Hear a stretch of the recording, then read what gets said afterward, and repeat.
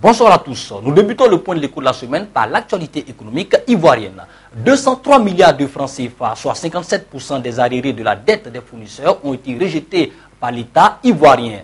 Le gouvernement a annoncé ce mercredi par la voix de son porte-parole que l'audit des arriérés qui a été diligenté par le gouvernement et réalisé par des cabinets privés indépendants pour s'assurer de la réalité des dettes de l'État vis-à-vis des opérateurs économiques avait donc permis de valider 152 milliards 900 millions de francs CFA sur une dette totale estimée à 356 milliards de francs CFA portant sur la période 2000-2010. Selon le gouvernement, de nombreux fournisseurs avaient fait du faux.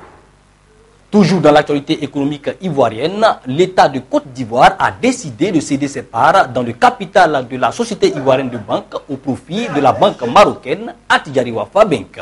Sur ces 49% de parts, l'État ivoirien a décidé de céder à titre définitif 24% à Attijari Wafa Bank, 3% aux salariés de la banque, 12% à titre provisoire à Attijari Wafa Bank, mais qui seront donc cédés à des privés, 5% à un investisseur institutionnel et l'État de Côte d'Ivoire concédera 5%. Déjà actionnaire majoritaire dans le capital de la CIB, avec 51% des parts, Attijari Wafa Bank avait récemment exprimé son intérêt pour le rachat d'une partie des 49% du capital.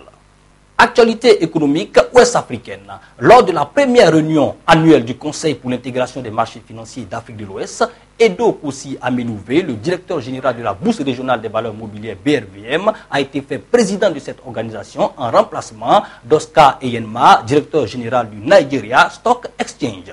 Le Togolais va conduire l'intégration des marchés ouest-africains qui devrait s'achever au plus tard avant la fin du premier trimestre 2016.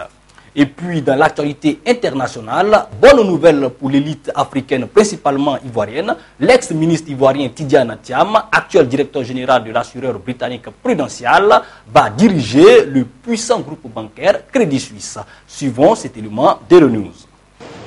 Crédit Suisse a annoncé mardi l'arrivée à sa tête du franco-ivoirien Tidiane Thiam, actuel directeur général de l'assureur britannique Prudential, au moment où la banque suisse doit faire face à de lourdes amendes aux États-Unis et à un environnement réglementaire plus contraignant. Tidiane Thiam remplacera en juin prochain l'américain Brady Dougan, directeur général de Crédit Suisse depuis 2007. Des appels à la démission de Dougan avaient suivi l'année dernière la conclusion par Crédit Suisse d'un accord amiable avec les autorités américaines qui avait coûté plus de 2,5 milliards de dollars au groupe bancaire suisse. Je rappelle que Tidiane Thiam a été le premier Ivoirien, directeur général de la direction et contrôle des grands travaux, devenu aujourd'hui BNET. En 1994, il avait déjà 32 ans. Il a été par la suite nommé ministre de la planification et du gouvernement en 1998 du gouvernement de Côte d'Ivoire. Nous terminons toujours par l'actualité économique internationale. Le président de la Banque centrale européenne, Mario Draghi, a indiqué mercredi à Francfort en Allemagne que le programme de rachat de la BCE va accroître les bienfaits des réformes structurelles dans la zone euro. Les rachats massifs de dettes engagés depuis lundi par la Banque centrale européenne ne vont pas freiner la poursuite des réformes structurelles dans la zone euro, comme le redoutent certains. C'est ce qu'a assuré mercredi le président de la BCE, Mario Draghi, qui s'exprimait au cours d'un colloque bancaire à Francfort. L'impact bénéfique de nos achats d'actifs sur les conditions de financement ne va pas réduire les incitations à réformer, comme certains l'affirment souvent, mais va en réalité accroître les bienfaits de telles réformes, dans la mesure où les entreprises sont encouragées à augmenter leurs investissements, ce qui doit accélérer la reprise économique. Certains, comme l'Allemagne, craignent que ces rachats effectués par la BCE, 1140 milliards d'euros d'ici septembre 2016, n'incitent les États de la zone euro à lever le pied sur les réformes structurelles et budgétaires.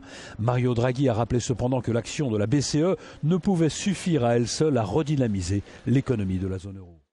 C'était le point de l'écho de la semaine. Merci de nous avoir suivis. À dimanche prochain.